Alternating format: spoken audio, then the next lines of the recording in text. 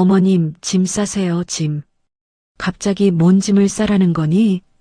그동안 저희 집에서 공짜로 사셨잖아요. 칠순잔치 끝났으면 이제 가실 때도 됐죠. 칠순잔치의 열기가 가시기도 전 아들과 며느리는 지독한 곰팡내가 나는 지하방으로 저를 내쫓았습니다. 화려했던 칠순잔치는 저를 내쫓기 위한 마지막 쇼였던 것이죠. 하지만 아들 부부는 몰랐습니다. 이 썩어가는 지하방보다도 못한 끔찍한 나락으로 떨어져 저에게 싹싹 빌게 될 거란 것을. 안녕하세요. 저는 올해 74시 된 서옥희라고 합니다. 40년을 구멍가게를 운영하며 개미처럼 살아오면서 자식 뒷바라지했지만 그래도 행복했어요. 그런데 그 행복이 제 70번째 생일을 기준으로 끝이 나버렸습니다.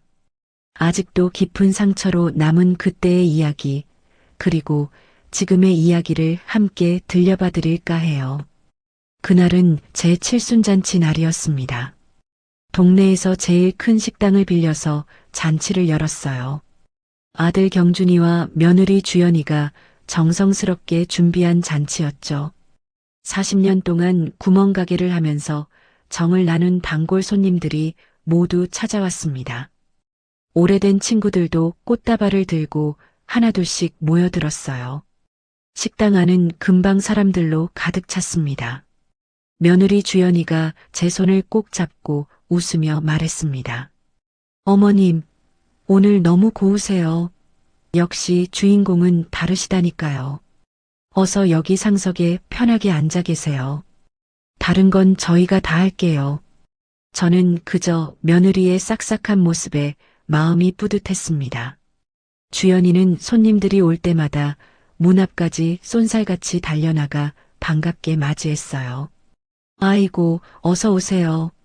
저희 어머님 칠순잔치에 와주셔서 정말 감사합니다. 이쪽으로 오셔요. 친구 정수기가 제 손을 꼭 잡고는 눈시울을 붉혔습니다. 오키야, 진짜 축하한다. 평생 고생만 하더니 아들 덕에 이런 호강도 다 받고 정말 장하다. 정수가 고마워. 와줘서 정말 고마워. 손님들이 쉴 새 없이 축하 인사를 건넸습니다. 동네 슈퍼주인 김 사장이 쩌렁쩌렁한 목소리로 외쳤어요. 우리 오키 씨, 아들 하나 정말 잘 키웠네. 이 동네에서 제일 큰 식당을 통째로 빌려서 잔치를 열다니. 아이고, 부러워 죽겠네. 경준이가 제 옆에 척 서서 어깨를 감싸며 대답했습니다. 김 사장님 뭐려. 우리 엄마가 저 하나 키우시느라 평생을 바치셨는데요. 이 정도는 아무것도 아니죠. 사람들이 여기저기서 감탄하며 박수를 쳤습니다. 요즘 같은 세상에 저런 효자가 어디 있어. 그러게 말이야. 며느리도 얼마나 싹싹해. 선남선녀가 따로 없네. 저는 손님들의 칭찬을 들으며 가슴이 벅차올랐습니다. 혼자서 아들을 키우느라 고생했던 세월이 주마등처럼 스쳐 지나갔어요. 남편을 일찍 여의고 어린 경준이를 업고 구멍가게를 시작했던 그때가 생각났습니다. 새벽같이 일어나 가게 문을 열고 밤늦게까지 장사를 하던 날들이었죠. 경준이 학비를 벌기 위해 쉬는 날도 없이 일했던 기억이 났습니다. 주연이가 마이크를 잡고 또랑또랑하게 말했습니다. 오늘 어머님을 위해서 특별히 떡과 최고급 한정식으로 준비했습니다. 어머님과 어르신들이 좋아하실 만한 메뉴로만 골랐어요. 많이 드세요. 손님들이 또 환호하며 박수를 쳤죠. 저는 며느리의 말에 가슴이 뭉클했습니다. 정말 저를 끔찍이 생각해서 준비한 것 같았거든요. 물론 이 잔치 비용 500만 원은 제가 평생 구멍가게를 하며 모아둔 통장에서 나간 돈이었습니다. 경준이가 준비했다고 손님들에게는 말했지만 사실은 제 돈으로 치른 잔치였어요. 하지만 그게 대수인가요? 아들이 정성껏 자리를 마련해준 그 마음이 고마워서 저는 기꺼이 통장에서 돈을 꺼내줬습니다. 경준이가 식사 중간중간 제 어깨를 주무르며 살갑게 굴었어요. 엄마, 힘들었지? 이제 진짜 고생 끝이야. 이제 내가 다 알아서 할게. 엄마는 그냥 편하게 쉬면서 지내기만 해. 고맙다, 아들. 저는 아들의 듬직한 손을 덥석 잡았습니다. 이제는 편안한 노후를 아들 내외와 함께 보낼 수 있겠다는 생각이 들었어요. 하지만 마음 한구석에는 애써 외면하고 싶은 작은 불안감이 있었습니다. 5년 전 그 일이 자꾸만 머릿속에 떠올랐어요. 어느 날 경준이가 저에게 무릎까지 꿇고 부탁했을 때였죠. 엄마, 나 사업 시작해야 하는데 은행에서 담보를 요구해. 엄마 명의로 된 이 집 잠깐만 내 앞으로 옮겨주면 안 될까? 대출만 받고 바로 다시 옮겨줄게. 응? 저는 하나뿐인 아들의 간절한 부탁에 아무 의심 없이 도장을 찍어줬습니다. 경준이는 눈물까지 글썽이며 고맙다고 제 손을 얼마나 세게 잡았는지 모릅니다. 그런데 딱 그때부터였습니다. 아들 부부의 태도가 미묘하게 달라지기 시작한 것이요. 특히 주연이의 눈빛이 예전처럼 따뜻하지 않았습니다. 저를 볼 때마다 왠지 모르게 귀찮아하는 기색이 역력했죠. 하지만 오늘만큼은 그런 걱정을 다 잊고 싶었습니다. 이렇게 큰 잔치를 열어준 아들 부부가 정말 고마웠어요. 제 걱정이 그저 기우이기를 바랐습니다. 잔치가 끝나고 집으로 돌아오는 길이었습니다. 주연이가 핸드폰을 보며 경준이에게 퉁명스럽게 말했습니다. 자기야, 언제 도착해? 나 오늘 하루 종일 웃었더니 피곤해 죽겠네. 경준이가 힐끔 주연이를 보더니 다시 저를 보며 말했습니다. 엄마, 오늘 피곤했지? 70평생 고생만 했잖아. 이제 진짜 좀 쉬어. 저는 아들의 말에 고개를 끄덕이며 희미하게 웃었습니다. 그래, 이제 너희들이랑 편하게 지내고 싶구나. 그게 내 마지막 소원이다. 경준이가 백미러 속 제 눈을 똑바로 보며 대답했습니다. 응, 엄마가 아주 편하게 지낼 수 있게 해줄게. 경준이의 말투가 그날따라 정말 다정했죠. 저는 미소를 지으며 창밖의 어두운 거리를 바라봤습니다. 잔치 다음 날 아침이었습니다. 갑자기 주연이가 제 방문을 벌컥 열고 들어왔어요. 그런데 그 얼굴에는 어제의 그 살가운 웃음이 온데간데 없고 싸늘한 시선이 가득했습니다. 어머님, 짐 싸세요. 뭐, 짐? 짐 싸시라고요. 오늘 이사 가셔야 하니까. 이사라니? 갑자기 무슨 소리냐? 반지하 월세방 하나 계약해 놨으니까요. 오늘 당장 그쪽으로 가세요. 저는 제 귀를 의심했습니다. 주연아, 무슨 농담을. 주연이가 코웃음을 쳤습니다. 농담이요? 어머님, 제가 지금 농담하는 걸로. 그때 경준이가 방에서 나왔습니다. 엄마, 이제 엄마 혼자 사시는 게 편하실 거야. 경준아, 너까지 왜 그래? 나는 여기서 살 거다. 경준이가 제 눈을 피하며 냉정하게 말했습니다. 엄마, 이 집, 이제 내 집이야. 5년 전에 명예 확실하게 내 앞으로 넘어왔잖아. 저는 가슴이 철렁 내려앉았습니다. 경준아, 그래도 어떻게 엄마를 내쫓을 생각을 해? 주연이가 제 말을 끊고 비웃었습니다. 어머님, 칠순잔치까지 떡하니 차려드렸잖아요. 그동안 공짜로 살게 해드린 것만도 감사하게 생각하셔야죠. 뭐라고? 저는 충격으로 말문이 막혔습니다. 5년 전 명의 이전을 할 때부터 전부 쫓아낼 준비를 하고 있었던 겁니다. 어머니, 반지하 월세 20만 원은 우리가 내줄게. 고마운 줄 아세요. 그리고 이사 짐센터는 이미 불렀어요. 1시간 뒤면 도착할 거예요. 빨리 싸세요. 주연이가 핸드폰 시계를 보며 덧붙였습니다. 경준아, 제발 나한테 이러지 마. 네가 어떻게 나한테 이러니? 경준이가 짜증스럽게 말했습니다. 아, 엄마. 제발 좀 감정적으로 굴지 마. 그냥 각자 편히 살자고. 1시간 후 정말 이삿짐 센터 직원들이 왔습니다. 그들은 제 낡은 옷가지와 이불 몇 개만 척척 박스에 담았어요. 저는 멍하니 서 있다가 직원에게 물었습니다. 저기요, 저기 장롱이랑 그릇들은요? 짐센터 직원이 저를 힐끔 보더니 말했습니다. 아, 저것들은 다 버리라고 하셨는데요? 누가요? 아드님이요. 제 손때가 묻은 가구들, 단골 손님들이 정이라며 선물해준 그릇들, 제 추억이 모두 버려지는 거였습니다. 저는 피눈물을 흘리며 짐을 쌌습니다. 60년을 살아온 내 집에서 저는 이렇게 거지처럼 쫓겨나는 거였습니다.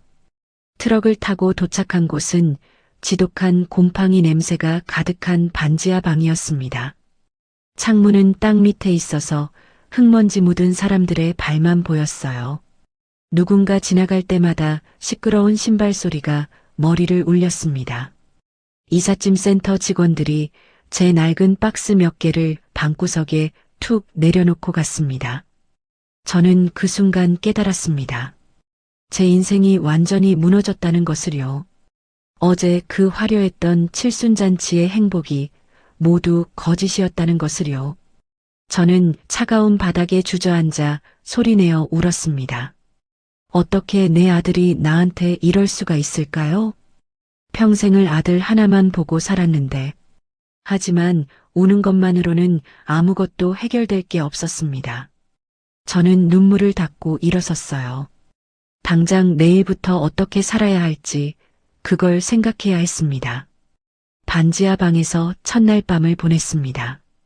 천장이 낮아서 숨이 막힐 것 같았어요. 가져온 이불은 금방 축축하고 퀴퀴한 냄새가 배었고 코를 찌르는 곰팡이 냄새에 숨이 막혔습니다. 평생 살던 집에서 하루아침에 쫓겨났다는 게 도무지 믿기지 않아 눈을 감아도 잠이 오지 않았습니다. 눈을 감아도 잠이 오지 않고 한숨만 푹푹 나왔습니다. 퀭한 눈으로 일어나 화장실로 가서 수도꼭지를 트니 붉은 녹물이 콸콸 섞여 나왔습니다. 냉장고는 손바닥만 해서 김치 한 통 넣으면 다른 건 넣을 공간조차 없었습니다. 저는 생계를 위해 일자리를 찾아 나섰습니다. 하지만 70살 노인을 쓰겠다는 곳은 많지 않았어요. 동네 식당을 하나씩 찾아다녔습니다. 대부분 나이가 너무 많다며 고개를 저었지만 마침내 한 중국집에서 설거지 일을 구했습니다. 주인 아주머니가 저를 위아래로 훑어보며 퉁명스럽게 말했습니다. 할머니, 우리 가게 일 무지하게 힘든데 허리 아파서 쓰러지는 거 아니에요? 아닙니다. 할 수 있습니다. 제가 40년 동안 가게를 했어요. 그럼 하루에 4만 원 드릴게. 대신 아침 10시부터 저녁 6시까지 8시간 꼬박 일해야 해요. 중간에 아프다고 가면 일당 없어요. 네, 알겠습니다. 감사합니다. 다음 날부터 저는 식당에서 일을 시작했습니다. 아침 10시에 출근해서 저녁 6시까지 일했어요. 뜨거운 설거지 물에 손이 금방 빨갛게 부어올랐습니다. 기름기 많은 접시들이 산더미처럼 끊임없이 쌓였어요. 허리를 구부리고 서서 일하다 보면 등이 결리고 다리가 퉁퉁 부었습니다. 그때마다 주인 아주머니가 뒤에서 소리쳤습니다. 아이고 할머니, 그것만 닦으면 어떡해. 너무 느려 터졌네. 좀 빨리빨리 움직여요, 빨리. 네, 죄송합니다. 더 빨리 하겠습니다. 늙은이가 일은 느려 터져가지고 답답해 죽겠네. 점심시간에는 손님 많아서 정신없다고요. 저는 입술을 꽉 깨물며 눈물을 삼켰습니다. 더 빨리 움직이려고 애썼어요. 하지만 몸이 제 마음대로 말을 듣지 않았습니다. 점심시간이 폭풍처럼 지나가면 잠깐 쉴 수 있었어요. 저는 식당 뒷마당에 주저앉아서 한숨을 쉬었습니다. 무릎이 욱신거리고 허리도 끊어질 듯 아팠습니다. 저녁 6시에 일을 마치고 나오면 다리가 후들거렸어요. 하지만 저는 곧장 집으로 갈 수 없었습니다. 저녁에는 전단지 아르바이트를 해야 했거든요. 근처 치킨집 전단지를 돌리는 일이었습니다. 전단지를 받아서 무거운 다리를 끌고 아파트 단지를 돌아다녔어요. 계단을 오르내리며 집집마다 문틈에 전단지를 끼워 넣었습니다. 무릎이 시큰거리고 욱신거렸지만 멈출 수 없었어요. 전단지를 다 돌리면 2만 원을 받았습니다. 밤 10시가 되어서야 겨우 집에 돌아왔습니다. 차가운 방바닥에 주저앉아서 발을 주무르는데 발바닥에는 시커먼 물집이 잡혀 있었어요. 한 달 동안 그렇게 뼈 빠지게 일했습니다. 식당 일로 80만 원, 전단지 일로 20만 원을 벌었어요. 월세를 내준다던 며느리의 말은 거짓말이었습니다. 결국 제가 월세 20만 원을 내야 했죠. 거기서 전기세, 수도세, 식비를 빼면 남는 게 거의 없었습니다. 제 통장에는 1,800만 원이 남아 있었어요. 칠순잔치 비용으로 500만 원을 쓴 후 남은 제 전 재산이었습니다. 저는 이 돈을 함부로 쓸 수 없었습니다. 이것마저 다 쓰면 정말 아무것도 남지 않을 테니까요. 어느 날 식당에서 정신없이 설거지를 하고 있는데 누가 저를 불렀습니다. 혹시 너 오키 맞지? 고개를 드니 동네 친구 정수기가 제 앞에 서 있었습니다. 정수기가 금방이라도 울 것 같은 표정으로 저를 바라봤어요. 오키야, 네가 왜 여기서 이런 일을 하고 있어? 저는 당황해서 고무장갑을 낀 손을 앞치마 뒤로 감췄습니다. 정수가, 여긴 어쩐 일이야? 그냥 심심해서 일 좀 하고 있어. 무슨 소리야? 칠순잔치 그렇게 크게 하더니 왜 여기서 설거지를 해? 이게 심심해서 할 일이니? 아이고, 집에만 있으니까 답답해서. 나야 뭐 일하는 게 체질이잖아. 정수기가 제 손을 덥석 잡았습니다. 손이 뜨거운 물에 불고 거칠게 부르터 있었어요. 오키야, 너 무슨 일 있는 거지? 솔직하게 말해봐. 아무 일도 없어. 정말이야. 걱정하지 마. 정수기가 깊은 한숨을 쉬며 말했습니다. 오키야, 사실 동네에 이상한 소문이 돌고 있어. 너 아들한테 쫓겨났다면서? 저는 눈물이 핑 돌아서 고개를 돌렸습니다. 무슨 소리야? 그런 거 아니야. 그냥 내가 혼자 사는 게 편해서 나왔어. 거짓말하지 마. 너 반지하 방으로 옮겼다는 거 다 알고 있어. 칠순잔치도 사실 네 돈으로 한 거라며? 저는 아무 말도 할 수 없었습니다. 정수기가 제 등을 가만히 토닥이며 말했습니다. 오키야, 얼마나 힘드니? 힘들면 나한테라도 얘기해. 제발 혼자 끙끙 앓지 말고. 고마워, 정수가. 정말 고마워. 정수기는 돌아가면서도 걱정스러운 눈으로 계속 뒤를 돌아봤습니다. 저는 다시 설거지통에 얼굴을 박았습니다. 눈물이 뜨거운 물 위로 뚝뚝 떨어져서 앞이 잘 보이지 않았습니다. 그렇게 비참하게 2달이 흘렀습니다. 어느 날 밤 지친 몸을 이끌고 집에 왔는데 누가 반지하 방문을 쾅쾅 두드렸어요. 저는 조심스럽게 문을 열었습니다. 경준이와 주연이가 불쾌한 표정으로 저를 밀치고 들어왔어요. 경준이가 방 안을 둘러보지도 않고 제게 삿대질하듯 말했습니다.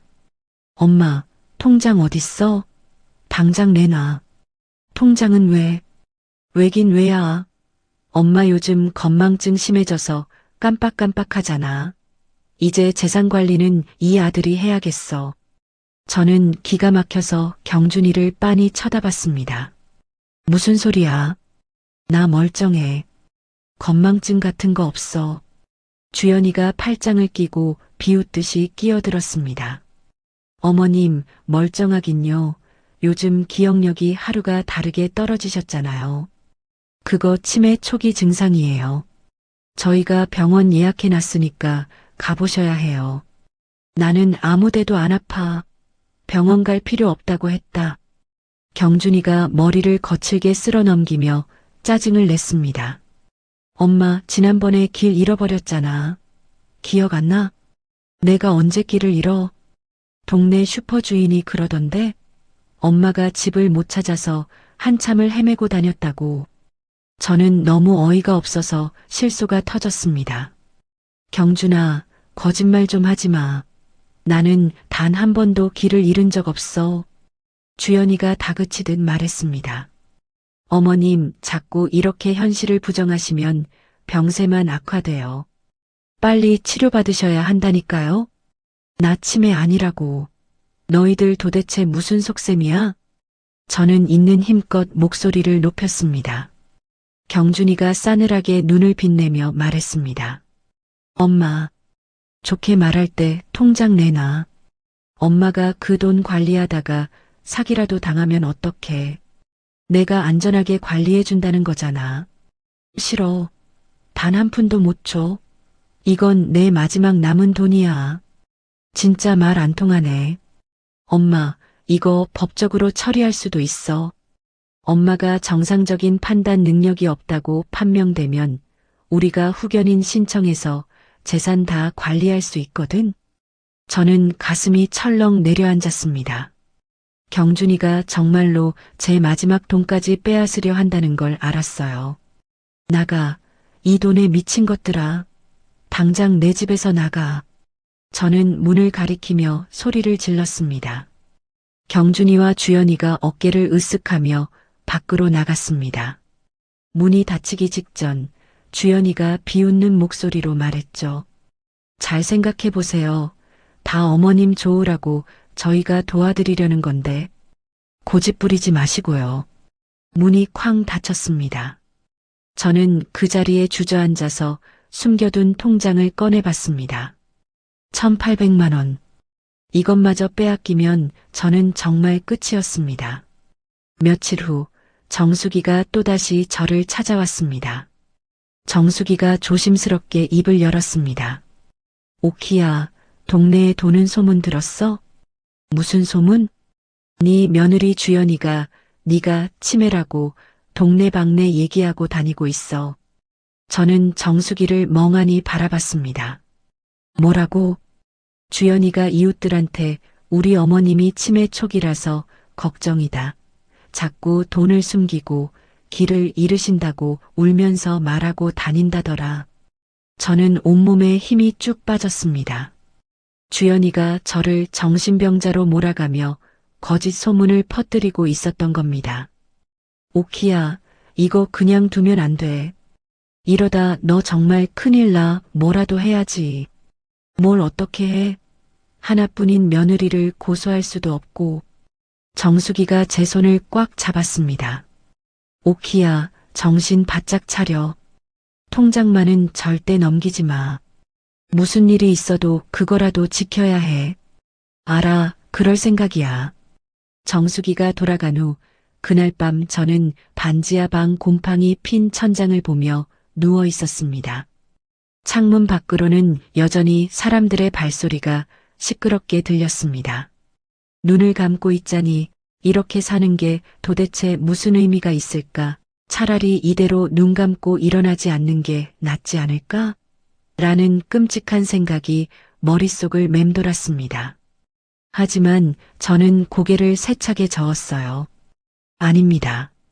아직은 포기할 수 없었습니다. 반지하 방으로 쫓겨난 지 3달째 되던 날이었습니다. 저는 그날도 어김없이 중국집 주방에서 기름때 묻은 접시와 씨름하고 있었어요. 지워지지 않는 기름때를 닦으며 한숨을 푹 쉬고 있었습니다. 그때 식당 앞문이 열리는 소리가 났습니다. 실례합니다. 혹시 서옥희님 계신가요? 저는 고개를 번쩍 들었습니다. 아주 깔끔한 정장 차림의 젊은 남자가 저를 찾고 있었어요. 식당 주인 아주머니가 저를 턱짓으로 가리키며 퉁명스럽게 말했습니다. 저기 설거지하는 할머니요. 왜요? 젊은 남자가 주방 안쪽 구석에 처박힌 제게로 망설임 없이 다가왔습니다. 그가 제 앞에서 환하게 웃으며 말했습니다. 사장님, 저 기억 안 나세요? 저는 젖은 손으로 얼굴을 닦으며 남자를 자세히 들여다봤어요. 낯이 익은 것 같기도 하고 하지만 도무지 기억이 나질 않았습니다. 저를 아세요? 누구신지. 저 재혁이에요. 이재혁? 재혁이? 저는 너무 놀라서 손에 쥐고 있던 수세미를 바닥에 떨어뜨리고 말았습니다. 재혁이라고? 정말 네가 그 재혁이란 말이니? 네, 사장님. 맞아요. 30년 만이죠. 저는 도저히 믿을 수가 없었습니다. 30년 전 제 구멍가게 앞에서 배고파서 울고 있던 그 꼬마가 이렇게 훤칠하게 컸다니요. 당시 10살이었던 재혁이는 부모님을 잃고 홀로 지내던 아이였어요. 저는 가게 뒷방에서 밥을 먹이고 쌀쌀해지면 옷도 챙겨줬었습니다. 재혁아, 아이고 정말 네가 맞구나. 재혁이가 제 거칠어진 손을 덥석 잡았습니다. 네, 사장님 찾느라 정말 힘들었어요. 아니, 어떻게 날 찾았어?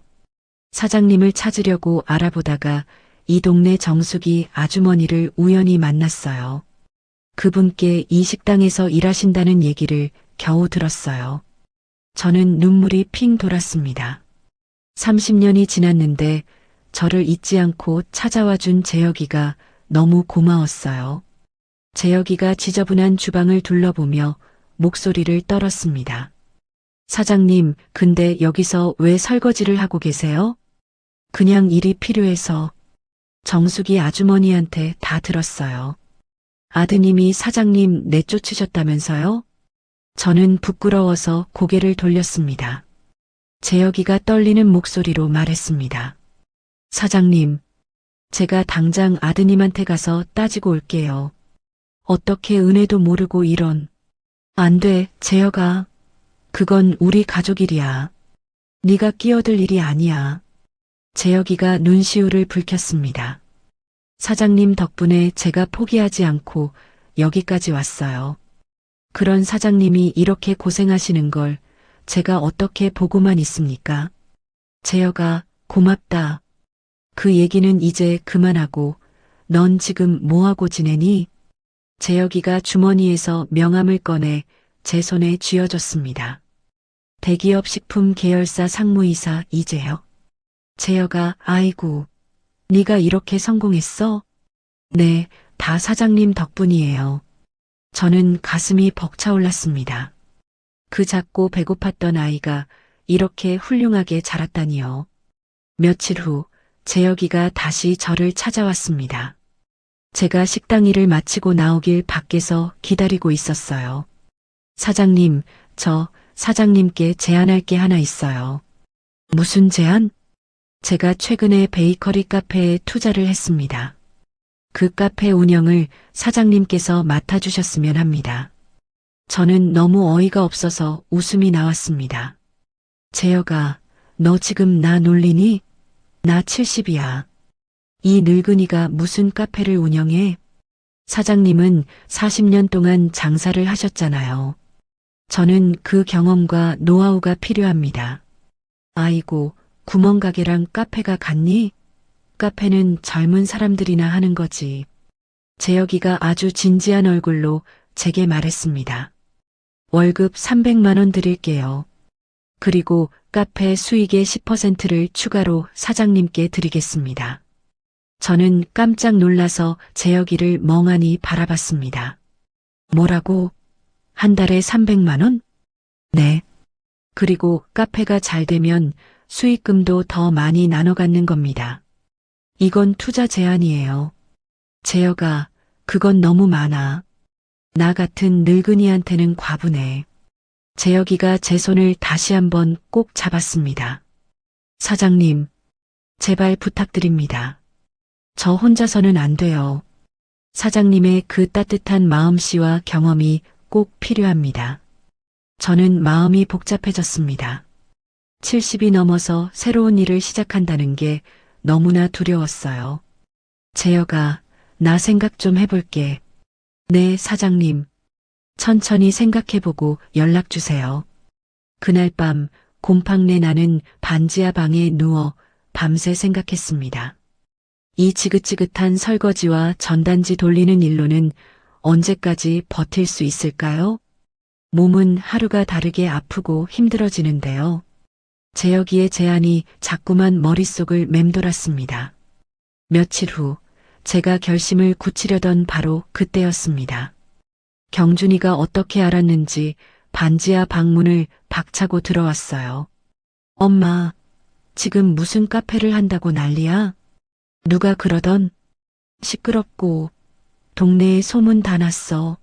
엄마가 웬 사기꾼 놈한테 속아서 카페를 한다고. 경준이가 방안을 삿대질하며 화를 냈습니다. 엄마, 제정신이야? 그 자식이 엄마 꼬드겨서 이용하려는 거잖아. 엄마가 뭘 할 줄 아는 게 있다고. 재혁이는 그런 애가 아니야. 그때 뒤에 서 있던 주연이가 코웃음을 치며 끼어들었습니다. 어머님, 제발 정신 좀 차리세요. 치매 걸린 노인이 무슨 사업을 한다고 그래요? 동네 사람들한테 웃음거리 되고 싶으세요? 저는 주연이를 똑바로 쳐다보며 말했습니다. 나는 치매 아니라고 했다. 그리고 너 그따위 거짓말 좀 그만해. 언제까지 그 더러운 입을 함부로 놀리고 다닐 거니? 그러자 경준이가 제게 으름장을 놓았습니다. 엄마, 내가 어제 그 자식 만나서 단단히 경고했어. 다시는 우리 엄마한테 함부로 접근하지 말라고. 뭐라고? 네가 무슨 권리로? 저는 저도 모르게 소리를 질렀습니다. 경준이와 주연이가 놀란 표정으로 저를 바라봤어요. 나는 이제 내 인생 살 거야. 너희들은 이제 내 인생에서 신경 좀 끄고 살아. 엄마, 지금 이게 무슨 말이야? 나가. 당장 썩 나가지 못해? 경준이와 주연이가 씩씩거리며 나갔습니다. 저는 그 자리에 주저앉아서 한참을 그렇게 있었습니다. 그런데 이상했습니다. 분노로 온몸이 떨리면서도 마음 한구석이 후련했어요. 평생 처음으로 아들에게, 며느리에게 제 속마음을 터뜨린 것 같았습니다. 다음 날 저는 재혁이에게 전화를 걸었습니다. 재혁아, 나 할게. 네, 정말요, 사장님? 그래, 해볼란다. 이 늙은이가 뭘 할 수 있을지는 모르겠지만 한번 해볼게. 재혁이가 전화기 너머로 기뻐하며 말했습니다. 고맙습니다, 사장님. 정말 고맙습니다. 절대 후회 안 하실 거예요. 일주일 후 재혁이가 저를 카페로 데려갔습니다. 신도시 상가 1층, 가장 햇볕이 잘 드는 모퉁이 자리였어요. 아직 공사가 한창이었지만 통유리창으로 햇빛이 쏟아져 들어왔습니다. 사장님, 여기가 저희 카페입니다. 세상에 참 넓고 좋다, 재혁아. 한 달 후에 오픈할 겁니다. 그때까지 사장님께서 준비하시면 돼요. 재혁이가 저에게 2명의 젊은 직원을 소개했습니다. 여기는 우리 카페 바리스타를 맡아줄 은지 씨예요. 은지라는 젊은 아가씨가 저를 보고 환하게 웃으며 90도로 인사했습니다. 안녕하세요, 사장님. 저는 박은지라고 합니다. 잘 부탁드립니다. 그리고 여기는 우리 제빵을 책임질 혁수 씨고요. 혁수라는 젊은 남자가 수줍게 고개를 숙이며 인사했습니다. 안녕하세요. 이혁수입니다. 저는 어색하게 두 사람에게 인사했습니다. 아이고, 안녕하세요. 저는 서욱희예요. 잘 부탁해요. 내가 나이가 많아서 혹시라도 불편하면 바로바로 얘기해줘요. 은지가 제 손을 잡으며 웃었습니다. 아니에요, 사장님. 오히려 저희가 사장님한테 배울 게 많을 것 같아요. 40년 장사 노하우 저희한테 팍팍 전수해 주세요. 다음 날부터 저는 반지하 방이 아닌 햇살 가득한 카페로 출근했습니다. 은지가 저에게 커피 만드는 법을 가르쳐 줬어요. 사장님, 여기 이 원두를요. 이렇게 갈아서요. 이 버튼을 꾹 누르시면 돼요. 아이고, 이건 또 뭐고 저건 뭐냐? 복잡해서 못하겠다. 천천히 하시면 돼요. 하나도 어렵지 않아요. 은지는 정말 친딸처럼 다정하고 친절하게 가르쳐 줬습니다. 제가 돌아서면 잊어버리니까 10번이고 20번이고 웃으면서 반복해서 알려줬어요. 혁수는 매일 새벽 4시에 출근해서 빵을 구웠습니다. 어느 날 제가 궁금해서 새벽에 일찍 나가봤어요. 혁수가 묵묵히 밀가루 반죽을 치대고 있었습니다. 혁수야, 매일 이렇게 일찍 나와서 일하니? 네, 사장님. 빵은 새벽에 구워야 손님들이 제일 맛있는 빵을 드실 수 있거든요. 아이고, 고생이 많구나. 괜찮습니다. 제가 좋아서 하는 일인데요. 저는 카운터에서 손님을 맞이하는 연습을 했습니다. 어서 오세요. 행복한 빵집입니다. 청소하는 법도 배우고 산더미 같은 재료를 정리하는 것도 익혔어요. 처음에는 모든 게 낯설고 서툴렀지만 하루가 다르게 점점 익숙해졌어요. 한 달이 지나고 드디어 카페가 문을 열었습니다. 재혁이가 커다란 꽃다발을 들고 왔어요. 사장님, 축하드립니다. 고맙다, 재혁아. 다 네 덕분이다. 하지만 기대와 달리 첫 달은 손님이 거의 없었습니다. 하루에 서너 명 오는 게 전부였어요. 저는 애써 카페를 차려준 재혁이한테 너무 미안했습니다. 재혁아, 손님이 너무 없네. 나 때문에 괜히 너만 손해보는 거 아니야? 사장님, 괜찮습니다. 이제 시작인데요. 시간이 좀 필요해요. 절대 걱정하지 마세요. 은지와 혁수도 제 어깨를 두드리며 힘을 내라고 격려해줬습니다. 저는 매일 아침 카페에 가장 먼저 나가서 청소를 하고 문 열 준비를 했습니다. 손님이 단 한 명 없어도 혁수는 빵을 구웠고 은지는 커피를 준비했어요. 카페 문을 연 지 2달째가 되었습니다. 조금씩, 아주 조금씩 단골 손님이 생기기 시작했어요. 근처 회사원들이 아침에 커피를 사러 오기 시작했습니다. 공부하러 오는 학생들도 가끔 들렀어요. 어느 날 오후 손님이 5명쯤 테이블에 앉아 있었습니다. 저는 카운터에서 막 주문을 받고 있었어요. 그때 카페 문이 벌컥 열렸습니다. 주연이었습니다. 며느리의 얼굴이 분노로 일그러져 있었어요. 어머님, 주연이가 카페가 떠나가라 큰 소리로 외쳤습니다. 커피를 마시던 손님들이 모두 놀라서 저희를 쳐다봤어요. 어머님, 지금 여기서 뭐 하시는 거예요? 주연아, 조용히 해. 손님들 계시다. 손님들.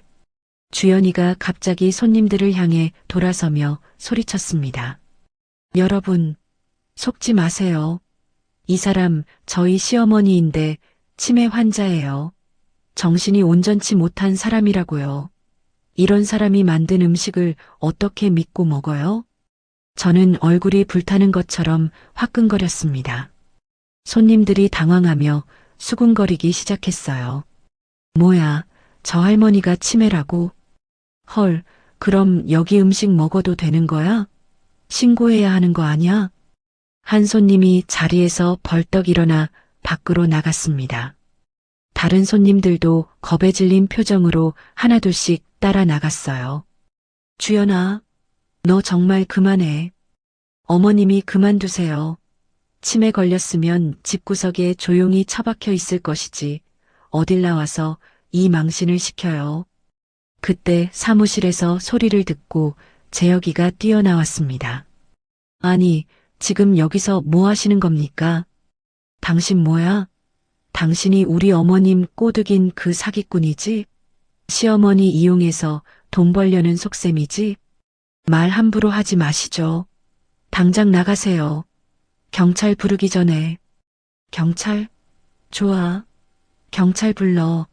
이 사람들이 지금 치매 환자 데려다가 강제 노동시키고 있다고. 내가 신고할 거야. 은지가 핸드폰 카메라를 꺼내 들며 앞으로 나섰습니다.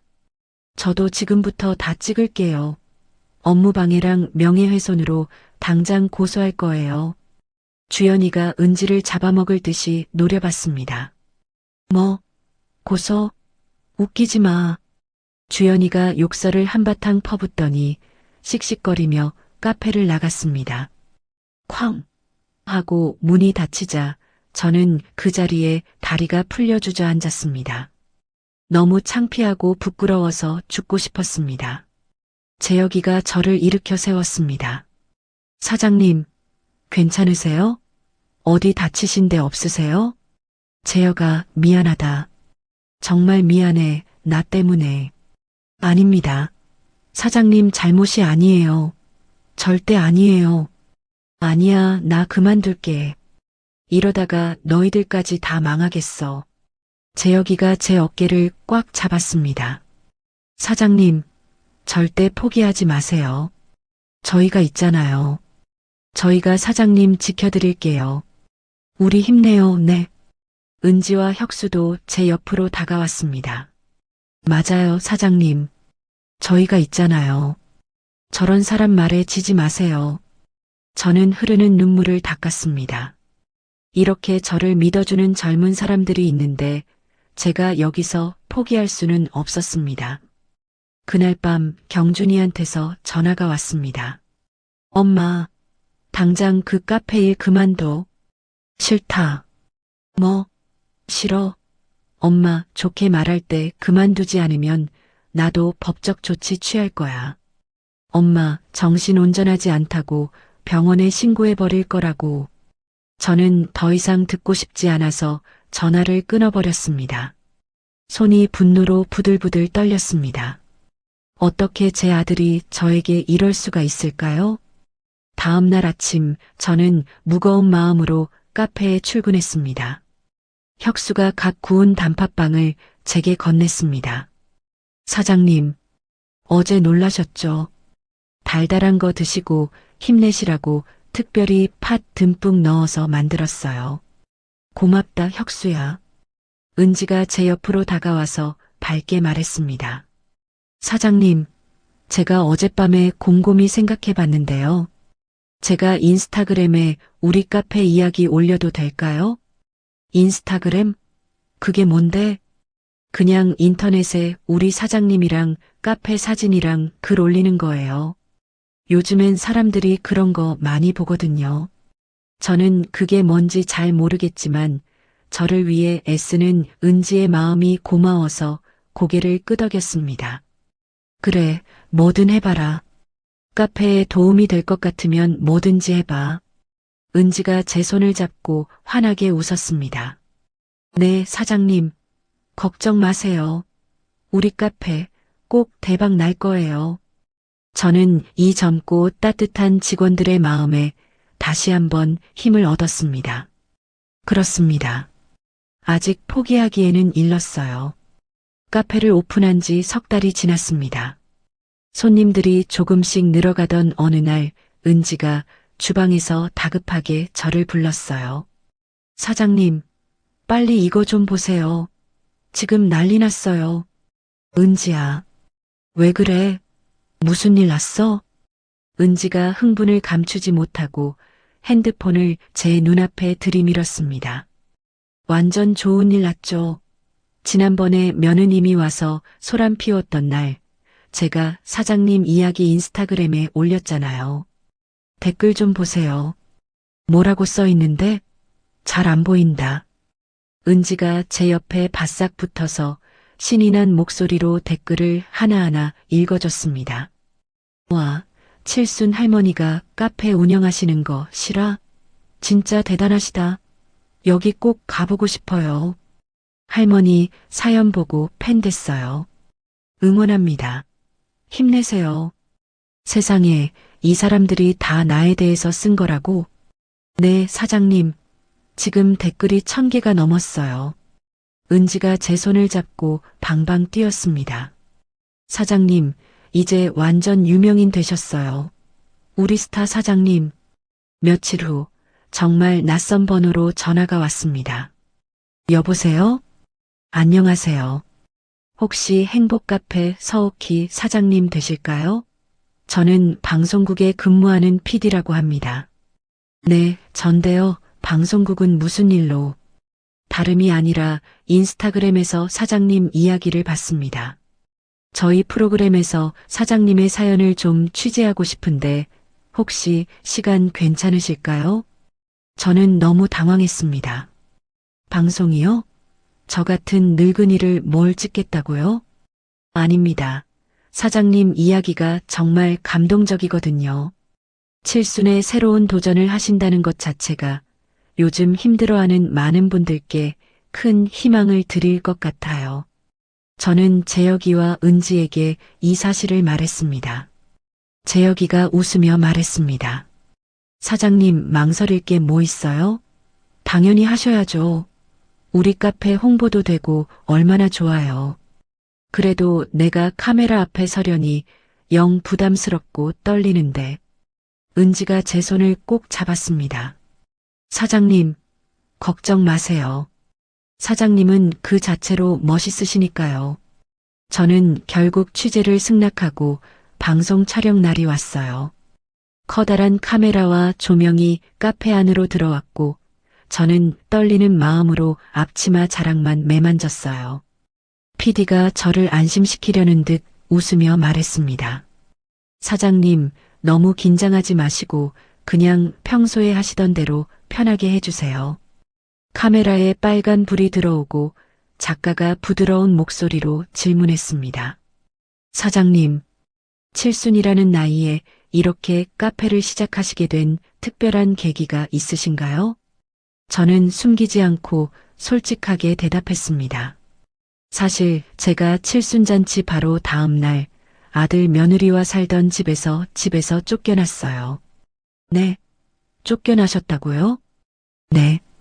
그래서 반지하 방에서 설거지 일을 하다가 기적처럼 은인을 만났죠. 은인이라면? 네. 지금으로부터 30년 전에 제가 배고파서 울던 아이한테 밥을 준 적이 있어요. 그 아이가 저를 찾아와서 이 카페를 제안했어요. 작가가 눈시울을 붉혔습니다. 세상에, 그럼 사장님이 베푸신 선행이 30년 만에 돌아온 거네요. 그런 것 같아요. 그래서 저도 손님들한테 더 잘해드리려고 노력해요. 구멍가게를 40년 동안 하셨다고 들었어요. 네, 혼자서 아들 하나 키우느라 40년을 꼬박했죠. 촬영이 끝나고 PD가 제 손을 잡았습니다. 사장님, 정말 멋진 분이십니다. 방송 나가면 큰 반응이 있을 것 같아요. 일주일 후 방송이 나갔습니다. 저는 카페에서 재혁이, 은지, 혁수와 함께 옹기종기 모여 방송을 봤어요. 화면에 제 얼굴이 나오자 낯설고 어색했지만 신기했습니다. 방송이 끝나자 재혁이가 박수를 치며 말했습니다. 사장님, 디아, 정말 잘하셨네요. 감동적인데요? 그래. 늙은이가 주책맞게 나와서 영 민망한데. 다음 날 아침 정말 기적이 일어났습니다. 카페 문을 열자마자 사람들이 줄을 서 있었어요. 할머니, 방송 정말 잘 봤어요. 너무 멋있으세요. 응원해요. 할머니, 저희랑 사진 한 장만 같이 찍어주실래요? 저는 어색해서 손사래를 쳤어요. 아이고, 나 같은 늙은이랑 사진을 찍어서 뭐 한다고 그래. 아니에요, 사장님. 정말 존경스러워요. 저희 엄마한테도 보여드릴 거예요. 저는 점점 손님들과 이야기하는 게 즐거워졌습니다. 손님 한 분 한 분의 얼굴과 이름을 기억하려고 노력했어요. 40년 전 구멍가게를 할 때처럼 말이죠. 어느 날 은지가 결산을 끝내고 통장을 들고 달려왔습니다. 사장님, 이번 달 수익이 무려 1,000만 원이에요. 순수익만요. 뭐라고? 1,000만 원? 재혁이가 저를 보며 환하게 웃었습니다. 네, 사장님, 그러니까 사장님 몫은 기본 급여 300만 원에 수익의 10% 100만 원을 더해서 총 400만 원입니다. 400만 원? 저는 제 귀를 의심했습니다. 한 달에 400만 원을 버는 날이 제게 올 줄은 꿈에도 몰랐어요. 재혁아, 이거 너무 많은 거 아니야? 나한테 이렇게 많이 줘도 돼? 무슨 말씀을요, 사장님. 다 사장님 덕분에 우리 카페가 이렇게 잘 되는 건데요. 당연히 받으셔야죠. 은지가 제 통장에 돈을 바로 입금해 줬습니다. 저는 찍힌 숫자를 보며 눈물이 났어요. 그 춥고 곰팡내 나던 반지하 방에서 설거지를 하며 하루에 4만 원 벌던 제가 이제는 한 달에 400만 원을 버는 카페 사장이 되었습니다. 재혁이가 제게 말했습니다. 사장님, 이제 그 곰팡내 나는 반지하 방은 정리하시죠. 건강에 정말 안 좋아요. 햇빛 드는 좋은 곳으로 이사 가세요. 그래야겠지? 저는 정수기한테 전화를 걸었습니다. 정수가, 나 이사 가려고 해. 정말? 아이고, 잘 생각했다. 어디로? 반지하 말고 햇빛이 쨍쨍 드는 곳으로 가야지. 정수기가 제 일처럼 기뻐하며 말했습니다. 오키야, 정말 잘 됐다. 내가 당장 방 알아봐 줄게. 이사도 내가 도와줄게.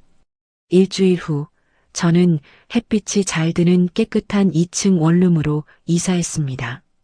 작은 방이었지만 환한 창문이 있었고 화장실도 깨끗했으며 작은 부엌도 있었습니다.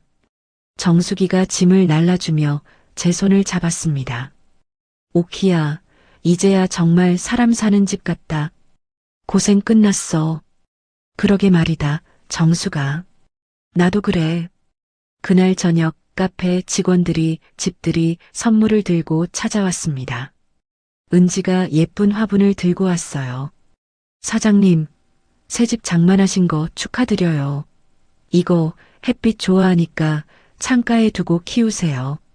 공기 정화에 최고래요. 혁수는 이런저런 생활용품을 한 보따리 가져왔습니다. 재혁이는 커다란 커피 머신을 선물했습니다. 사장님, 이제 집에서도 편하게 맛있는 커피 드시라고요. 저는 가슴이 벅차올랐습니다. 이 나이에 이런 따뜻한 행복을 다시 느낄 수 있다니요. 은지가 제 방을 예쁘게 꾸며주고는 함께 사진을 찍었습니다. 사장님, 우리 새 집에서 같이 찍어요. 하나, 둘, 셋. 이건 또 어디에 쓰려고 찍는 거야? 당연히 인스타그램에 올려야죠.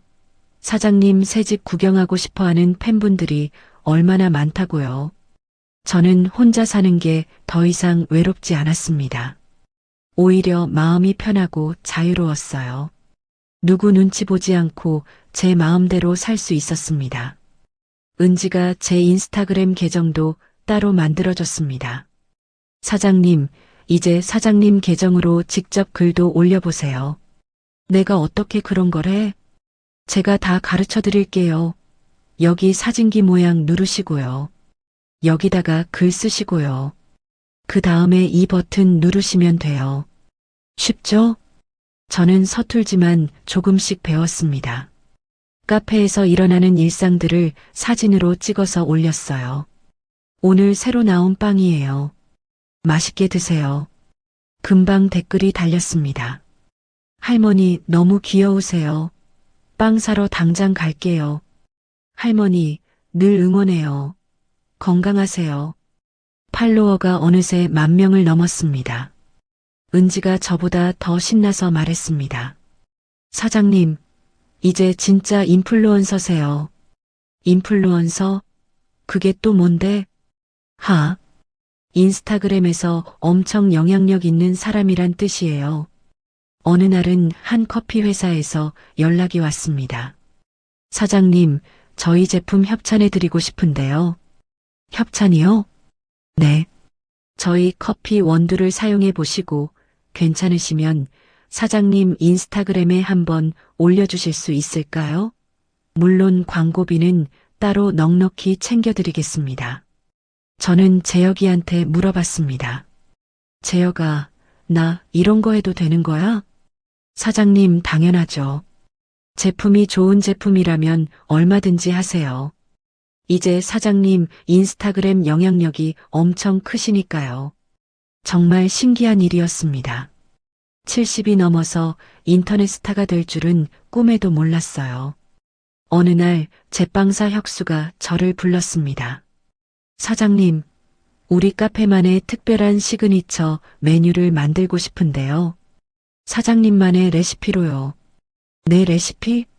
네. 사장님이 40년 동안 만드신 그런 특별한 음식이요. 그걸 빵이랑 결합해보면 어떨까요? 저는 잠시 생각해 봤습니다. 글쎄, 다른 건 모르겠고, 김치는 있는데, 내가 40년 동안 하루도 안 거르고 담근 김치. 혁수의 눈이 반짝였습니다. 김치요? 그거 정말 좋아요. 마침 냉장고에 넣어두신 김치 있으니까 당장 그걸로 뭔가 만들어 볼게요. 기다려주세요. 며칠 후 혁수가 조심스럽게 새로운 빵을 들고 왔습니다. 사장님, 이거 한번 드셔보세요. 사장님 김치로 만든 김치 크루아상입니다. 저는 조심스럽게 한 입 베어 물었습니다. 고소하고 바삭한 크루아상 빵 속에 제가 담근 김치의 매콤하고 깊은 맛이 어우러졌어요. 혁수야, 이거 정말 맛있는데? 정말요, 다행이다. 김치 크루아상은 금방 카페의 최고 인기 메뉴가 되었습니다. 손님들이 줄을 서서 사가는 빵이 되었어요. 저는 매일 아침 눈을 뜨는 게 행복했습니다. 70이 넘어서 제 인생에 이런 날이 올 줄은 정말 몰랐어요. 카페에 가는 발걸음이 즐거웠고 저를 보며 웃어주는 손님들을 만나는 게 기뻤습니다. 제 얼어붙었던 인생에 드디어 따뜻한 봄이 온 것 같았습니다. 카페를 오픈한 지 정확히 1년이 되던 날이었습니다. 저는 그날따라 새벽부터 눈이 떠져서 카페로 향했어요. 오늘은 손님들에게 감사하는 마음으로 1주년 기념 행사를 하는 날이었습니다. 오랜만에 가슴이 설레고 두근거렸어요. 가게에 도착하니 은지와 혁수가 벌써 와서 분주하게 준비하고 있었습니다. 사장님, 어서 오세요. 아이고, 오늘 주인공이신데 제일 일찍 오셨네. 얼른 저기 편하게 앉아 계세요. 아니야, 아니야. 나도 뭐라도 거들어야지. 손님들 오시는데. 은지가 제 손을 잡아 끌며 못 박았습니다. 안 돼요. 오늘은 절대 안 됩니다. 사장님은 오늘 저희가 챙겨드리는 것 받기만 하시는 날이에요. 아셨죠? 오전 11시가 되자 손님들이 모여들기 시작했습니다. 늘 뵙던 반가운 단골 손님들이었죠. 정수기가 남편과 함께 제 손을 덥석 잡았습니다. 오키야. 아이고, 장하다, 내 친구. 1년 만에 이렇게 번듯하게 성공할 줄 누가 알았겠어. 내가 다 눈물이 나네. 다 네가 도와준 덕분이야, 정수가. 동네 상인회 사람들도 찾아왔습니다. 커다란 축하 화환이 카페 입구를 든든하게 지켰습니다. 오후 2시 드디어 본격적인 행사가 시작됐습니다. 재혁이가 마이크를 잡고 사람들 앞에 섰습니다. 여러분, 오늘 이렇게 바쁘신데 와주셔서 정말 감사합니다. 저희 행복 카페가 드디어 오픈 1주년을 맞이했습니다. 사람들이 뜨거운 박수를 쳤습니다.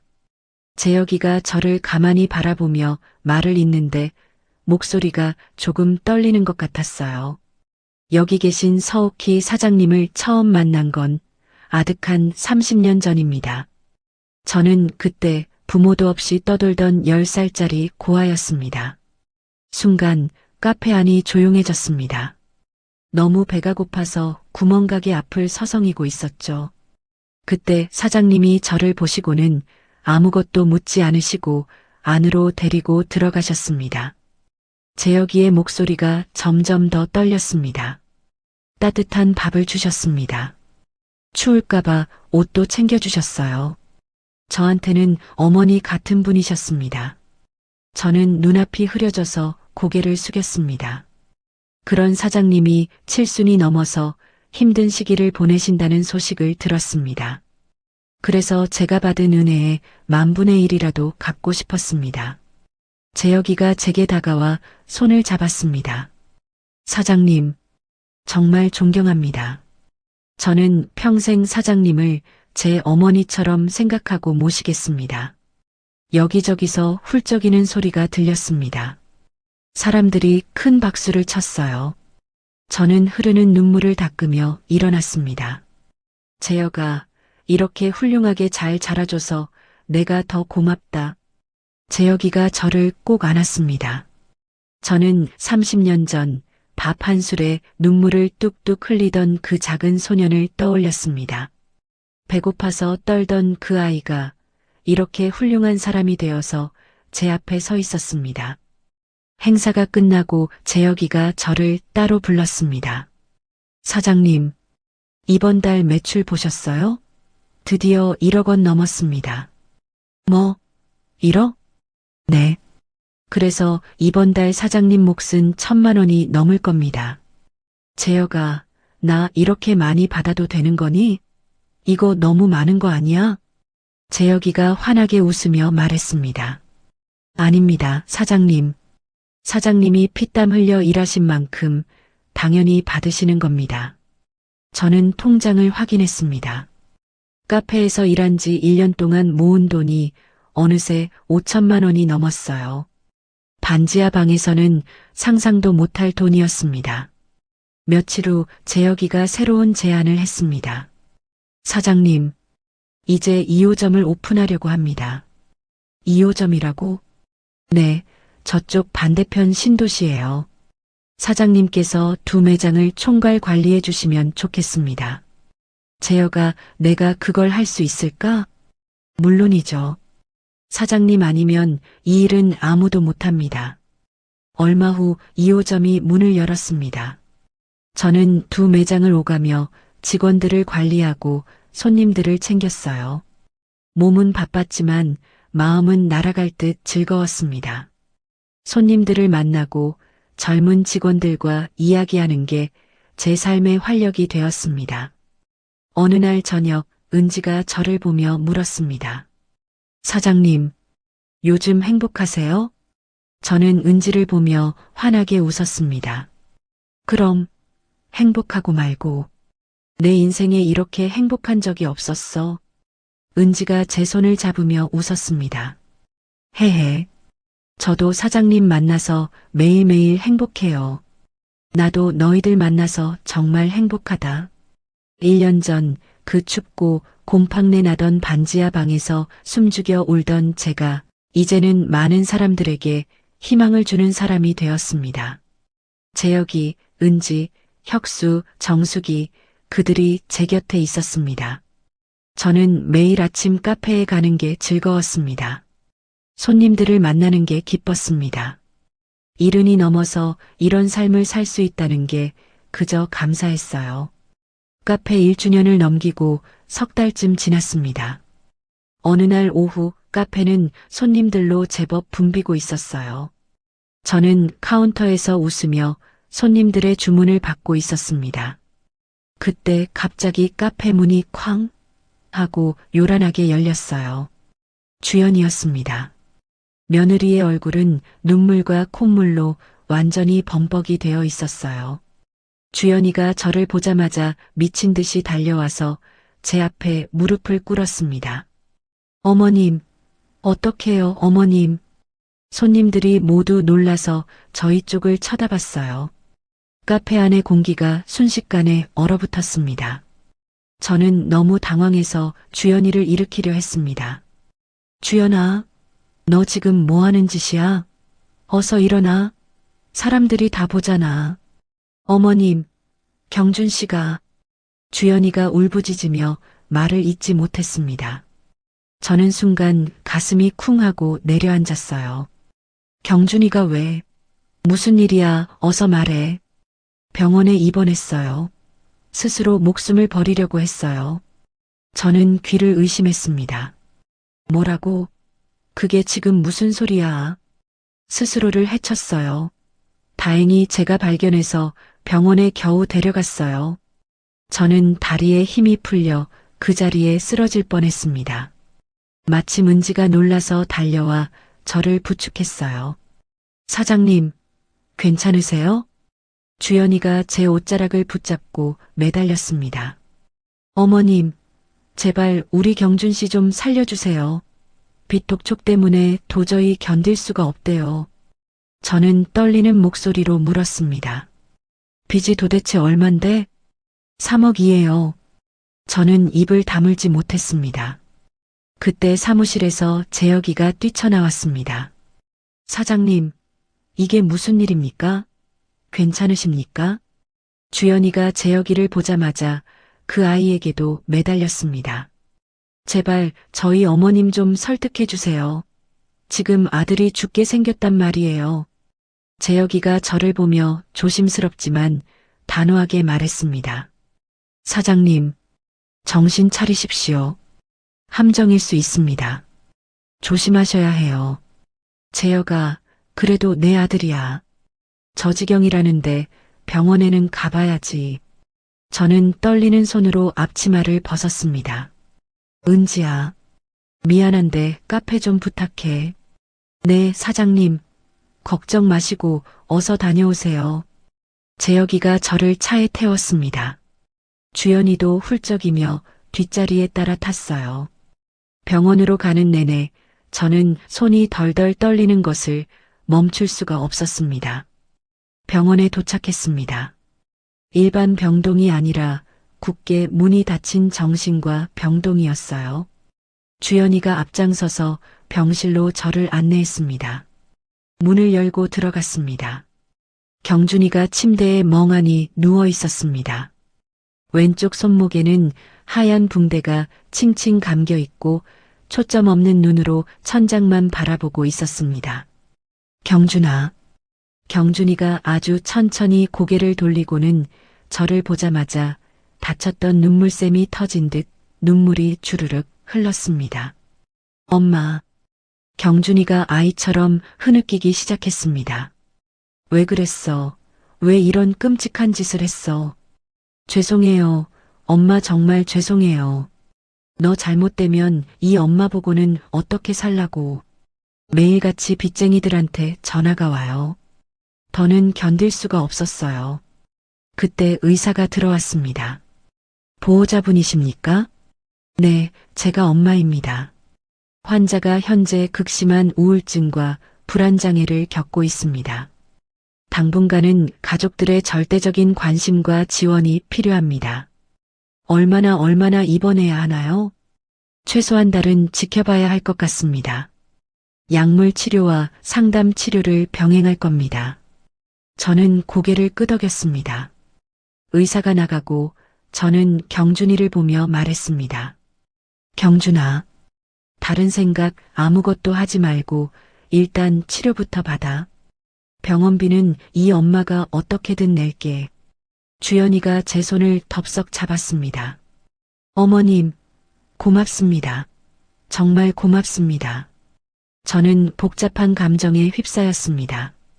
아들이 밉고 원망스러웠지만 그래도 제 아들이기에 차마 외면할 수는 없었습니다. 그날부터 저는 경준이의 치료비를 대기 시작했습니다. 한 달에 100만 원씩 꼬박꼬박 들어갔어요. 거기다 주연이가 고시원에 산다며 먹고 살 돈이 한 푼도 없다고 생활비도 달라고 했습니다. 어머님, 저희 정말 굶어 죽게 생겼어요. 쌀 돈도 없어요. 얼마나 필요한데? 한 달에 50만 원만이라도 주세요. 저는 결국 생활비까지 주기 시작했습니다. 한 달에 150만 원씩 제 통장에서 꼬박꼬박 빠져나가기 시작했어요. 통장 잔고가 조금씩 줄어들었습니다. 그러던 어느 날 카페에 낯선 남자들이 찾아왔습니다. 딱 봐도 인상이 험악하고 덩치가 큰 남자 2명이었어요. 여기가 서옥희 씨 가게 맞나? 네, 제가 서옥희인데요. 무슨 일로? 당신 이경준이 엄마 맞지? 아들 빚 갚아야 할 거 아니야? 카페에 있던 손님들이 수군거리기 시작했습니다. 저는 당황해서 말했습니다. 여기서 이러지 마시고 밖으로 나가서 얘기해요. 아니, 여기서 얘기할 거야. 아들놈이 3억을 빌려갔으면 갚아야지. 갚지도 않고 도망 다니잖아. 그건 제가 빌린 돈이 아니에요. 엄마가 당연히 책임져야지. 당신이 연대보증 섰잖아. 저는 깜짝 놀랐습니다. 무슨 소리예요? 제가 연대보증을 언제 섰다고 그래요? 기억 안 나셔? 5년 전에 진명에 넘길 때, 그때 아들놈이 서류 뭉치에 같이 끼워 넣었더라고. 여기 떡하니 사장님 도장 찍혀 있네? 저는 머릿속이 하얘졌습니다. 5년 전 경준이가 사업자금 필요하다고 도장을 찍어달라고 했을 때, 그때 연대 보증 서류까지 함께 있었던 겁니다. 어머니, 당장 아들 빚 3억 갚으쇼. 안 그러면 여기 이 멀쩡한 카페 싹 다 압류해서 거덜낼 거니까. 손님들이 겁에 질려 하나둘씩 일어나 나가기 시작했습니다. 재혁이가 사무실에서 달려와 남자들을 막아섰습니다. 지금 이게 무슨 짓입니까? 영업 방해하시는 거 모르세요? 당장 나가십시오. 뭐야, 이 자식은? 저는 이 카페 대표입니다. 한 번만 더 행패 부리면 당장 경찰 부를 겁니다. 남자들이 재혁이를 위아래로 훑어보더니 비웃으며 나갔습니다. 하지만 그게 끝이 아니었습니다. 빚쟁이들은 그 다음 날도 계속 찾아와 카페 앞에서 행패를 부렸어요. 손님들이 불안해하며 카페 발길을 뚝 끊었습니다. 은지가 울먹이며 말했습니다. 사장님, 어떡해요? 요즘 손님이 정말 반으로 줄었어요. 매출이 눈에 띄게 감소했습니다. 한 달에 1억 원 넘던 매출이 5천만 원으로 곤두박질 쳤어요. 재혁이가 심각한 표정으로 말했습니다. 사장님, 이젠 결단하셔야 합니다. 아드님과 법적으로 선을 긋지 않으면 사장님이 평생 일군 이 카페가 정말 위험해집니다. 재혁아, 그래도 어떻게 내 아들을... 사장님, 아드님 빚 때문에 카페까지 망하면 어떡하실 겁니까? 정신 차리셔야 해요. 며칠 후 주연이가 또다시 카페로 찾아왔습니다. 손님이 없는 텅 빈 시간을 노려서 온 것 같았어요. 어머님, 저 마지막 부탁이 있어요. 또 무슨 부탁인데? 딱 5천만 원만 빌려주세요. 그것만 있으면 빚쟁이들 급한 불 끄고 경준 씨도 다시 시작할 수 있어요. 네. 저는 단호하게 고개를 저었습니다. 안 된다. 그건 못 줘. 그건 내 마지막 노후 자금이야. 어머님, 카페에서 매달 돈 버시잖아요. 돈방석에 앉으셨다면서요. 그렇다고 5천만 원을 어떻게 줘? 나도 살아야지. 주연이가 눈을 부릅떴습니다. 뭐라고요? 돈이 있으면서도 아들을 버리시겠다, 이 말이에요? 버리는 게 아니야. 치료비랑 생활비는 매달 주고 있잖아. 그게 어디 돈이에요? 푼돈이잖아요. 빚을 갚아야 우리 경준 씨가 살 수 있다고요. 주연이가 악에 받쳐 소리를 지르며 나갔습니다. 그리고 며칠 후 은지가 울면서 제게 핸드폰 화면을 보여줬습니다. 인터넷에 온갖 악성 댓글이 달리기 시작한 겁니다. 그 빵집 할머니 알고 보니 위선자래요. 아들이 죽어가는데 돈 몇 푼이 아까워서 버렸대요. 사장님, 도대체 누가 이런 끔찍한 글을 퍼뜨리는 걸까요? 저는 순간 주연이의 그 도끼 어린 눈빛을 떠올렸습니다. 은지야, 혹시 누가 이런 글을 올린 건지 알 수 있어? 은지가 여기저기 추적해 보더니 말했어요. 며느님이 온갖 동네 커뮤니티에 이 글을 올리고 다녔어요. 저는 그 자리에 주저앉았습니다. 제 며느리가 저를 파렴치 안으로 몰아가며 거짓 소문을 퍼뜨리고 있었던 겁니다. 고민 끝에 저는 경준이를 다시 만나기로 했습니다. 병원에서 퇴원한 경준이를 주연이가 말한 고시원 근처의 작은 카페에서 만났죠. 엄마, 경준이가 한 달 새에 몰라보게 수척해져 있었습니다.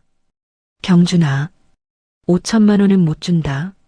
하지만 네가 정말 다시 일어설 때까지 치료비랑 생활비는 계속 줄게.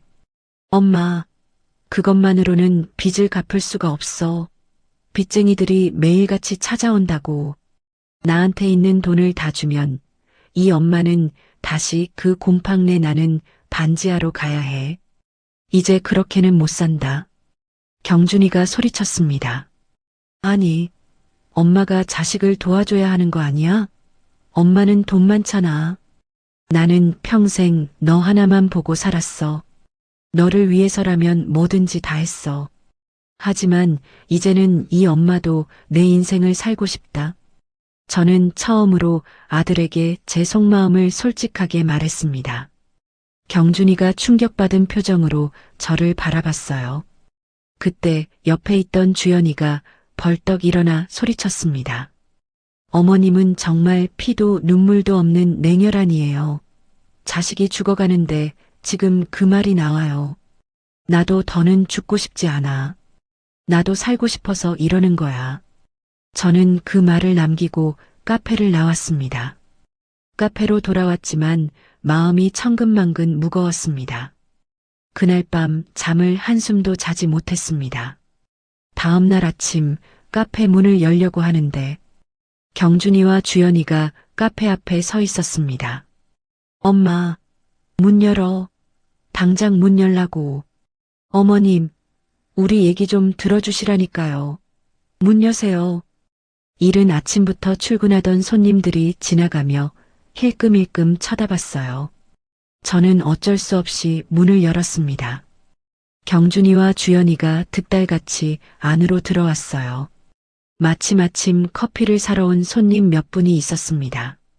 주연이가 갑자기 그 손님들을 향해 큰 소리로 말했습니다. 여기 계신 손님 여러분, 이 사람의 진짜 얼굴을 아셔야 합니다. 이 사람이 돈 때문에 아들이 죽어가는데도 자식을 버린 비정한 엄마예요. 손님들이 당황해서 저희를 쳐다봤습니다. 경준아, 주연아, 당장 그만해. 여기서 이러지 말고 나가. 안 나가. 아니, 못 나가. 엄마가 오늘 5천만 원 줄 때까지 여기서 한 발짝도 안 나갈 거야. 경준이가 카페 바닥에 주저앉아 버텼습니다. 은지가 다급하게 전화로 경찰을 불렀습니다. 경찰이 도착할 때까지 그 끔찍한 소동이 계속됐어요. 손님들은 모두 겁에 질려 도망치듯 나갔습니다. 결국 경찰이 경준이와 주연이를 업무방해로 데리고 나갔습니다. 저는 텅 빈 카페 바닥에 그만 주저앉았습니다. 재혁이가 제 어깨를 잡았습니다. 사장님, 이젠 정말 법적 대응을 하셔야 합니다. 재혁아, 내가 어떻게 자식을 고소해. 사장님, 이러다가 사장님이 평생 일군 모든 것이 다 망가집니다. 카페도 정말 망한다고요. 저는 눈물을 멈출 수가 없었습니다. 어떻게 해야 할지 정말 아무것도 모르겠었어요. 아들을 버릴 수도 없고 제 새로운 인생과 카페를 포기할 수도 없었습니다. 저는 그날 밤 혼자 집에서 소리내어 울었습니다. 성공했다고, 이제 행복해졌다고 생각했는데 또다시 이렇게 무서운 위기가 찾아왔습니다. 저는 며칠 밤을 꼬박 새우며 고민했습니다. 카페 매출은 그야말로 반토막이 났고 애꿎은 직원들만 힘들어했어요.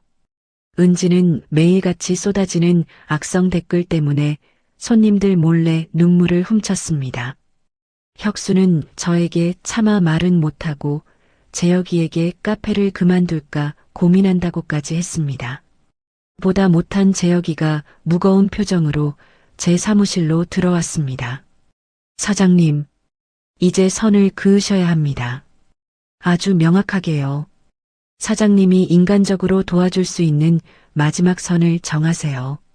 그리고 그 이상은 단 한 푼도 안 된다고 못을 박는 겁니다. 저는 한참을 생각하다가 입을 열었습니다. 각서를 받을까? 좋은 생각입니다. 이왕 하실 거면 법적 효력이 있도록 공증까지 받으시죠. 다음 날 저는 떨리는 손으로 경준이에게 전화했습니다.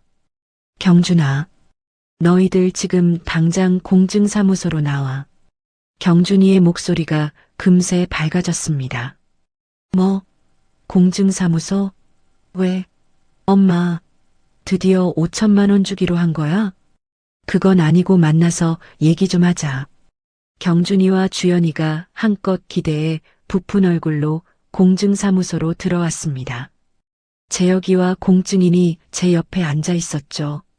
저는 준비한 서류를 두 사람 앞으로 내밀었습니다. 이거 읽어봐. 경준이가 의아한 표정으로 서류를 읽기 시작했습니다. 아들의 얼굴이 순식간에 굳어졌어요. 엄마, 이게 지금 뭐야? 각서야. 이제부터 우리가 서로 지켜야 할 약속이다.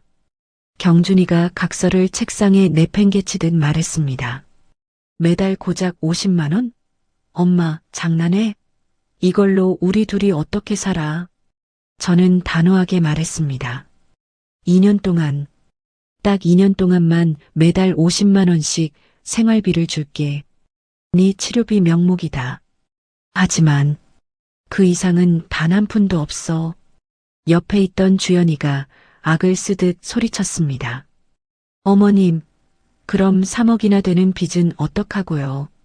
그건 너희 두 사람이 알아서 해결해. 내가 너희더러 빚지라고 했니? 저는 각서 내용을 하나하나 짚어줬습니다. 그리고 다시는 빚쟁이들 시켜서 카페에 찾아오게 하지 마. 인터넷에 나에 대해 거짓말 올리는 것도 당장 멈춰. 주연이가 눈을 동그랗게 뜨고 시치미를 뗐습니다. 네, 제가 언제요? 저는 그런 적 없는데요. 거짓말하지 마. 네 계정으로 동네 커뮤니티마다 거짓말 퍼뜨린 거 우리 직원이 증거 다 가지고 있어. 주연이가 결국 입을 다물었습니다. 이 약속 중에 단 하나라도 어기면 그날로 생활비 지원은 끊을 거야. 그리고 그땐 정말 나도 법적 조치를 취할 수밖에 없어. 경준이가 고개를 세차게 저었습니다. 싫어. 엄마, 이건 너무하잖아. 받아들일 수 없어. 그때 옆에 있던 재혁이가 조용히 입을 열었습니다. 이것마저 거절하시면 두 분은 정말 아무것도 받지 못합니다. 사장님께서 주시는 마지막 기회입니다. 주연이가 다급하게 경준이의 팔을 잡아 끌었습니다. 여보, 제발 그냥 사인해. 이것조차 안 받으면 우리 정말 길바닥에 나앉는단 말이야. 제발. 경준이가 저와 재혁이를 노려보며 망설이다가 결국 펜을 집어들었습니다. 아들은 각서에 거칠게 사인을 했습니다. 공증인이 그 위에 도장을 찍었고 저는 그 각서를 받아들었습니다. 마음이 이상하게도 한결 가벼워졌어요. 공증사무소를 나오자 재혁이가 말했습니다. 사장님, 정말 잘하셨습니다. 재혁아, 그동안 내가 너무 미안했다. 이제 우리 카페를 다시 살려야지. 네. 우선 직원들한테 먼저 사과부터 하시는 게 좋겠습니다. 저는 카페로 돌아오자마자 은지와 혁수를 불렀습니다. 은지야, 혁수야, 정말 미안하다. 나 때문에 너희들한테까지 큰 피해를 줬구나. 은지가 고개를 저었습니다. 아니에요. 사장님 잘못이 아니잖아요. 아니야. 앞으로는 다시는 이런 일 없을 거야. 내가 너희한테 약속할게. 혁수가 저를 보며 씩씩하게 말했습니다. 사장님, 저희는 사장님 믿어요. 걱정 마세요. 은지가 핸드폰을 꺼냈습니다. 사장님, 이제는 우리가 진실을 밝혀야 해요. 제가 인스타그램에 어머님 입장이 담긴 글 올려도 될까요? 그래, 올려라.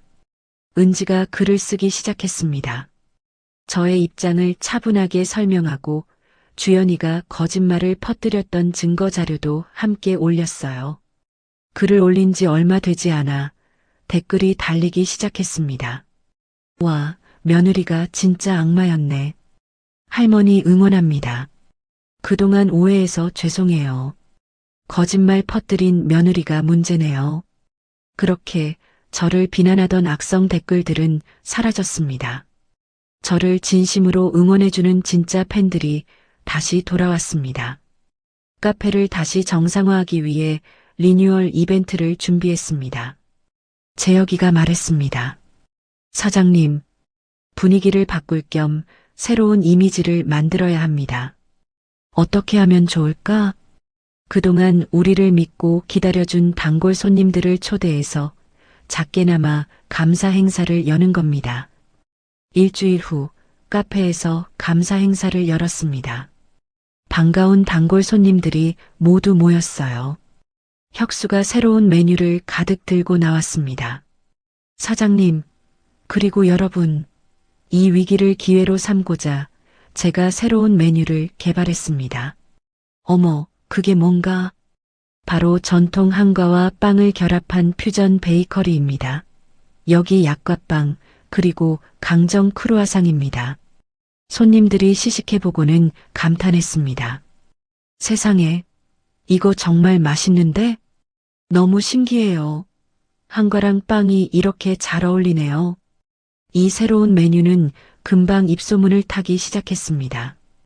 은지가 이 기회를 놓치지 않고 SNS 마케팅을 강화했습니다.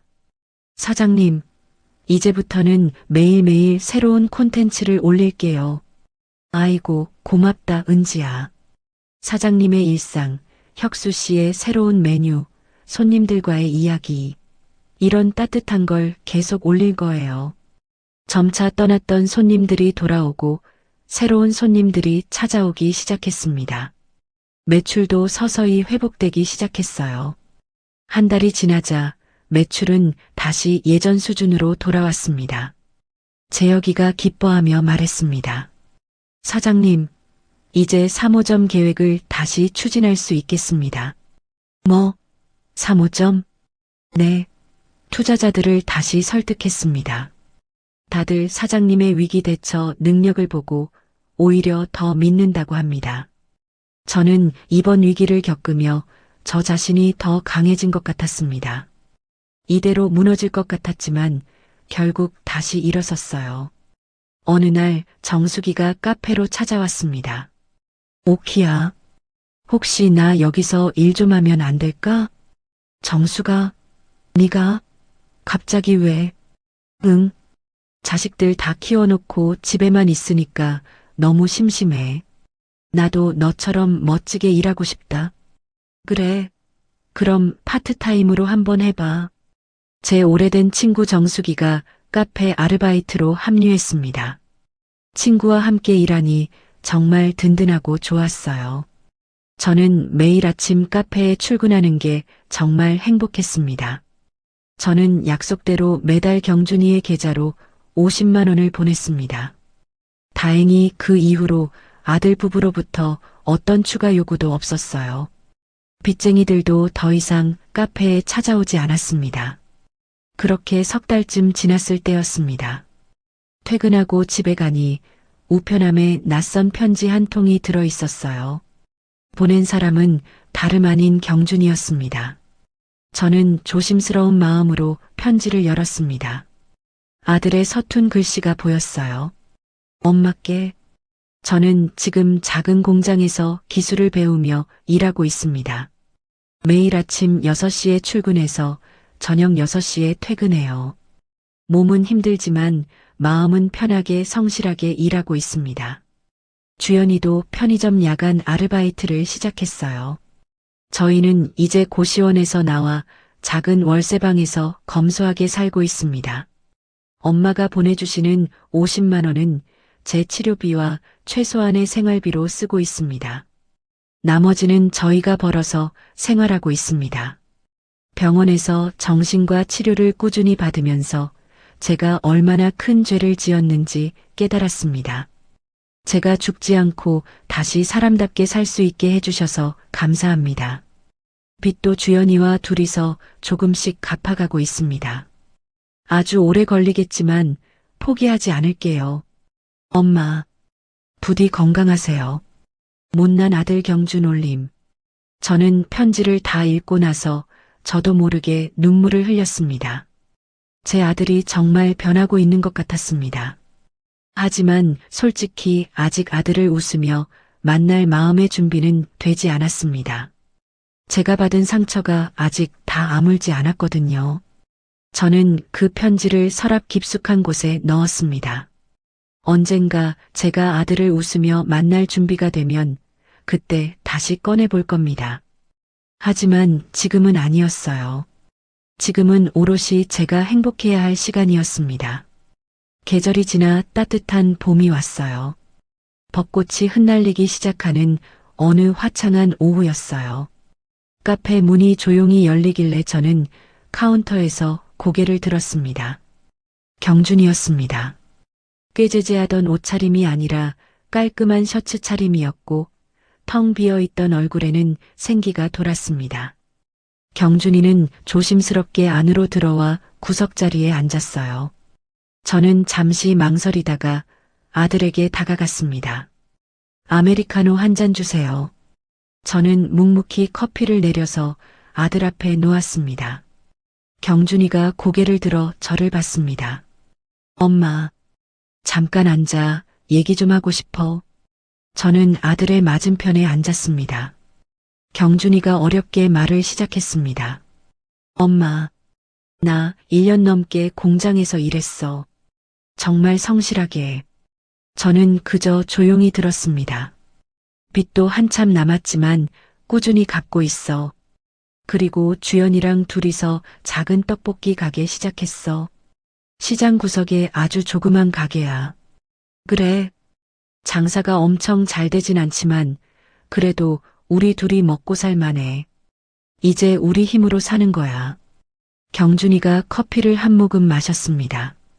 엄마, 용서 구하러 온 거 아니야. 내가 한 짓은 평생 용서받을 수 없는 일이니까. 알아. 저는 아무 말도 하지 않았습니다. 그냥 엄마가 잘 지내시는지 너무 보고 싶었어. 경준이가 카페 안을 천천히 둘러봤습니다. 엄마, 정말 대단하셔. 이렇게 성공하시다니. 대단할 거 없어. 그냥 하루하루 열심히 살았을 뿐이야. 나는 정말 짐승만도 못한 놈이었어. 엄마를 그렇게 대했으니까. 경준이의 눈에 눈물이 맺혔습니다. 이제라도 깨달아서 다행이다. 저는 짧게 대답했습니다. 우리는 아주 오랜만에 커피를 마시며 짧은 대화를 나눴습니다. 커피를 다 마시고 경준이가 자리에서 일어났습니다. 엄마, 나 갈게. 그래, 가봐. 엄마 고마워. 나 같은 놈 포기하지 않아줘서 정말 고마워. 경준이가 저에게 깊이 고개를 숙이고 나갔습니다. 저는 아들을 완전히 용서한 건 아니었습니다. 가슴에 박힌 상처가 아직 다 아물지 않았으니까요. 하지만 그래도 경준이가 스스로 변하고 있다는 걸 인정했습니다. 재혁이가 다가와 제 어깨를 가만히 두드렸습니다. 사장님, 괜찮으십니까? 응, 괜찮아. 시간이 모든 걸 해결해 줄 겁니다. 그럴까? 네. 아드님이 정말 진심으로 변하고 있는 것 같아요. 저녁이 되었습니다. 저는 카페 창문 너머로 붉게 타는 노을을 바라봤습니다. 지난 2년의 시간이 주마등처럼 스쳐 지나갔습니다. 칠순잔치 다음 날 곰팡내 나는 반지하 방으로 쫓겨났던 그때, 식당에서 설거지 일을 하며 하루에 4만 원을 벌던 그때, 재혁이를 기적처럼 다시 만나고 카페를 시작했던 그때, 꼭 2년이 흘렀습니다. 반지하 방에서 시작한 제 두 번째 인생은 이제 이렇게 찬란하게 빛나고 있었습니다. 은지가 제 곁으로 다가와 말했습니다. 사장님, 무슨 생각 그렇게 하세요? 그냥 지난 시간을 좀 돌아보고 있었어. 사장님은 정말 멋지세요. 제 롤모델이에요. 아이고, 무슨, 은지야 고마워. 혁수가 갓 구운 빵을 가져왔습니다. 사장님, 이거 드셔보세요. 방금 구웠어요. 고맙다, 혁수야. 정수기가 청소를 하며 씩씩하게 말했습니다. 오키야, 우리 진짜 성공했다. 그렇지? 그래. 정말 잘 살고 있어, 우리. 은지가 퇴근하며 문을 닫고 인사했습니다. 저는 혼자 남아서 카페를 둘러봤습니다. 이곳이 제 삶의 터전이고 제 꿈을 이룬 곳입니다. 저는 깨달았습니다. 피로 맺어진 가족보다 진심으로 저를 아끼고 위하는 사람들과 함께하는 것이 진짜 가족이라는 것을요. 재혁이, 은지, 혁수, 정숙이. 이들이야말로 제 진짜 가족이었습니다. 이른의 나이에도 새로운 시작은 가능하다는 것을 저는 제 삶으로 증명해냈습니다. 너무 늦은 나이란 없습니다. 포기하지 않으면 언제든 다시 시작할 수 있는 거죠. 저는 카페에 불을 끄고 밖으로 나왔습니다. 봄바람이 따뜻하게 제 뺨을 스쳤어요. 벚꽃이 바람에 흩날려 내렸습니다. 저는 하늘을 올려다봤습니다. 별이 총총히 빛나고 있었어요. 고마워요. 저에게 이렇게 눈부신 두 번째 인생을 주셔서. 저는 작은 목소리로 중얼거렸습니다. 집으로 걸어가는 길. 제 발걸음은 그 어느 때보다 가벼웠습니다. 내일 아침이 기다려졌습니다. 카페에 가서 손님들을 만나고 제 세 가족들과 웃으며 이야기하고 따뜻한 커피를 내리는 일. 그게 바로 제 행복이었습니다. 72년을 살아오며 가장 행복한 시간이 바로 지금이었습니다. 그리고 이 행복은 앞으로도 계속될 거예요. 저는 환하게 웃으며 집으로 향했습니다. 제 두 번째 인생은 지금 이 순간에도 가장 아름답게 빛나고 있었습니다. 제 긴 이야기를 들어주셔서 감사합니다. 저는 이제 제 상처를 인정하고 내 선택을 존중하며 당당하게 살아갈 거예요. 이야기를 끝까지 들어주신 분이 계시다면 잘 들었다고 댓글 하나만 남겨주세요. 감사합니다.